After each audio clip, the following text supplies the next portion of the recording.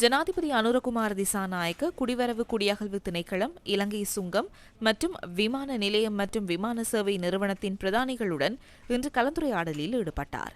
இதன்போது போதைப்பொருள் மற்றும் சட்டவிரோத பொருட்கள் நாட்டுக்கு வருவதை தடுத்தல், விமான நிலையம் சுங்க திணைக்களத்துக்குள் நடக்கும் ஊழல் மோசடிகளை மட்டுப்படுத்தல், சட்டவிரோதமான முறையில் நபர்கள் நாட்டிலிருந்து வெளியேறுவதை தடுப்பது குறித்து இதன்போது விரிவாக கலந்துரையாடப்பட்டது. தற்போதுள்ள ஸ்கேன் இயந்திரங்களுக்கு பதிலாக மேம்படுத்தப்பட்ட நவீன ஸ்கேன் இயந்திரங்களை பயன்படுத்தி இந்த நிறுவனங்களூடாக நடக்கும் கடத்தல்களை தடுப்பதற்கு நடைமுறை சாத்தியமான புதிய செயல்முறைகளை ஆரம்பிக்க வேண்டும் எனவும் ஜனாதிபதி இதன்போது ஆலோசனை வழங்கியுள்ளார். நாட்டு மக்கள் மத்தியில் சுங்கம் தொடர்பில் தற்போது காணப்படும் தவறான புரிதல்கள் களையப்பட வேண்டும் எனவும் அதற்காக கடுமையான ஒழுக்காற்று மற்றும் சட்ட நடவடிக்கைகள் எடுக்கப்பட வேண்டும் என்பதையும் ஜனாதிபதி அனுரகுமார் திசாநாயக்க இதன்போது வலியுறுத்தினார்.